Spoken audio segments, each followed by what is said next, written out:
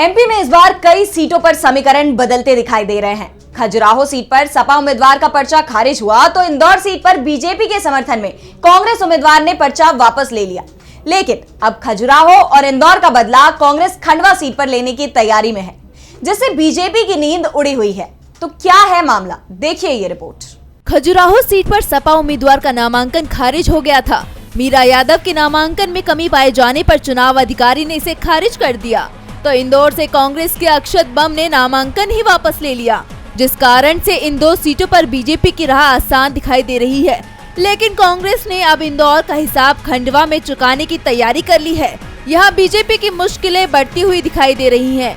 कांग्रेस ने बीजेपी उम्मीदवार ज्ञानेश्वर पाटिल का नामांकन खारिज करने के लिए राज्य और केंद्रीय चुनाव आयोग में शिकायत दर्ज कराई है। अपनी शिकायत में कांग्रेस ने कहा कि बीजेपी उम्मीदवार ज्ञानेश्वर पाटिल पर पावरलूम सोसाइटी में भ्रष्टाचार के आरोप लगाए गए थे, जिसके बाद 2020 में सहकारिता न्यायालय ने उन्हें दोषी मानते हुए इसके अध्यक्ष पद के साथ ही संचालक पद से भी हटाने का आदेश दिया था। पाटिल ने इस मामले का जिक्र अपने नामांकन में नहीं किया है। कांग्रेस नेताओं ने कहा कि ज्ञानेश्वर पाटिल के खिलाफ जो आदेश जारी किया गया था उसकी कॉपी हमारे पास है। बीजेपी उम्मीदवार ने अपने नामांकन में दोष सिद्धि के जो मामले हैं उसकी जानकारी गलत दी है। उन्होंने इस कॉलम में लागू नहीं होना भरा है, जो पूरी तरह से गलत है।